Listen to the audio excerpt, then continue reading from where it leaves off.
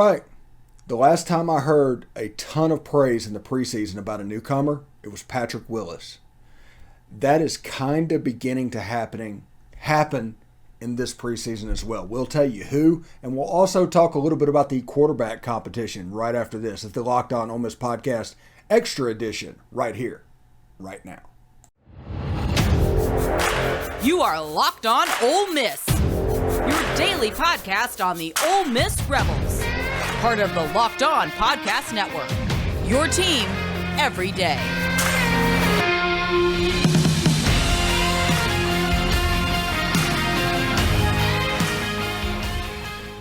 All right, welcome to the show. Today's post-practice featured Lane Kiffin and Ashanti Cistrunk talking about, the benefits of the defense and the stuff that Lane Kiffin wanted to do. Also, Lane Kiffin had a little funny quip about Juice Kiffin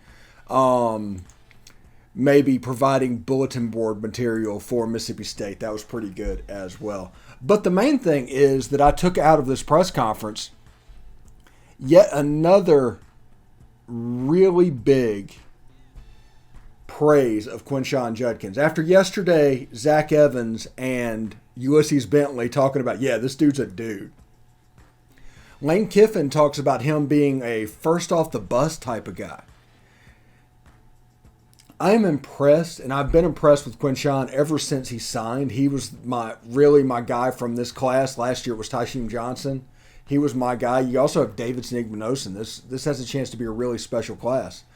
But in 2003, and again, I am not saying that this kid's going to have the same impact that Patrick Willis had. But in 2003, you heard from defensive lineman Jesse Mitchell talking about how special this kid was. Coaches talking about them. Other players mentioning what was going on. They knew right away that he had the goods. You're starting to feel and see a little bit of confidence in the type of player he could become. Now, he is behind Zach Evans and Ulysses Bentley IV on the depth chart. He's not going to really be able to, change that necessarily, but he might get some reps this fall, and if he does, we'll see how he does with them. It should be fairly interesting as all of this goes on because, like I said, I love Quinshon. Also, Lane Kiffin said that accuracy was the calling card of the day for quarterbacks. Apparently on the deep balls, they have not been the most accurate in the world. As Lane Kiffin called them, long foul balls on these home runs. So today was their most accurate day. They hit some of those passes. So the offense probably looked like you would hope it would look. And we'll just see how all of that goes down and everything. But I'm pretty fired up about that. That is progress. Anyway, before we get into Lane Kiffin and the players, let me tell you about BetOnline. BetOnline.net is the fastest and easiest way to check in on all of your betting needs. Find all of your favorite sports and events at the #1 online source for odds, lines, and games. Find reviews and news of every league, including Major League Baseball, NFL, NBA, NHL, combat sports, esports, and even golf.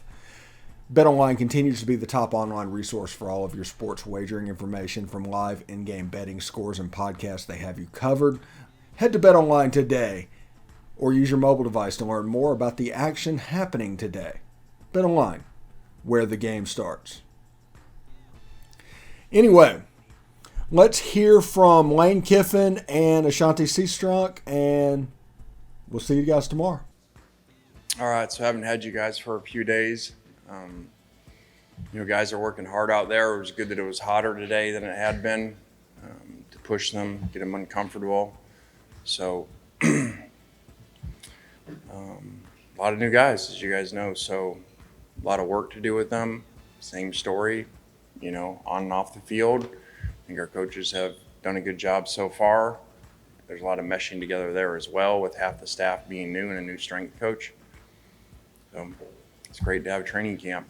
Sometimes you got so many returning pieces, it's not as important, and you're more managing just to stay healthy. This would not be the case. Yes. We plan to build on from last year. Keep the train rolling. Get better from last year. Yeah. So, all the guys are getting a lot of plays. We run 2 fields, as you guys know, so both fields are really important, especially in the fall, because you got better numbers. So you got some good players down there on the other field to throw to and to look at. So,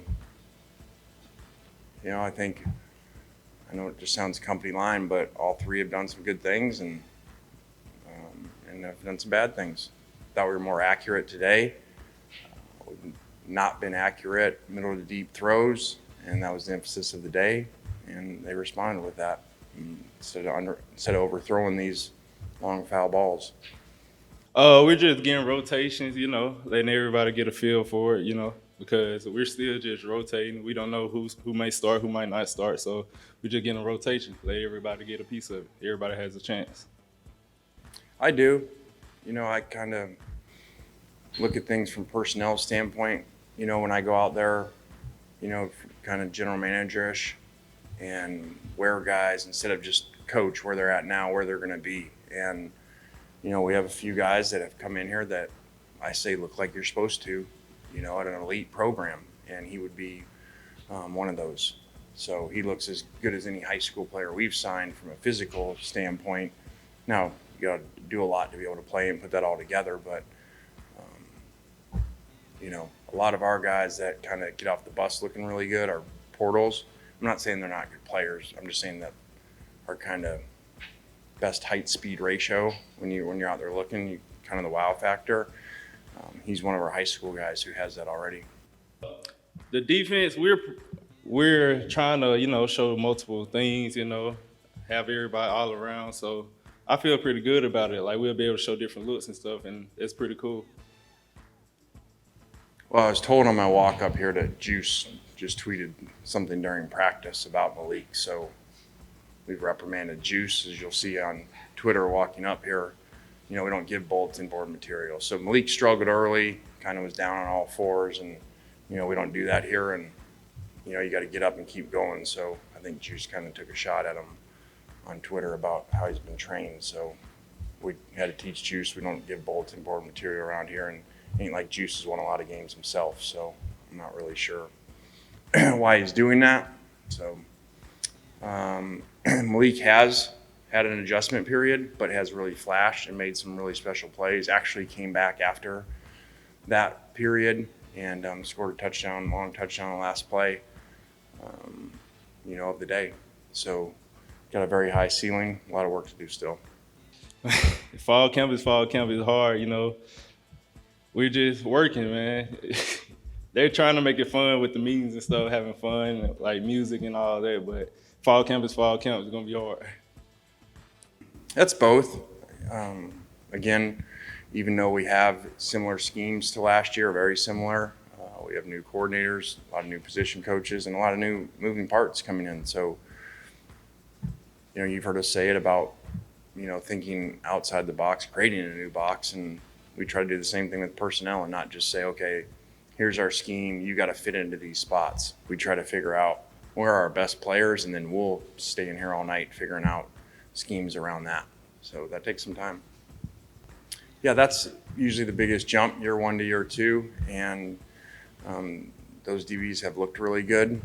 I think we kind of are caught up in a world of everybody's supposed to play right away, and if you don't, you leave. And so those guys, I'm sure, didn't play as much as they wanted to last year, and have responded, looked really well, and will be significant players.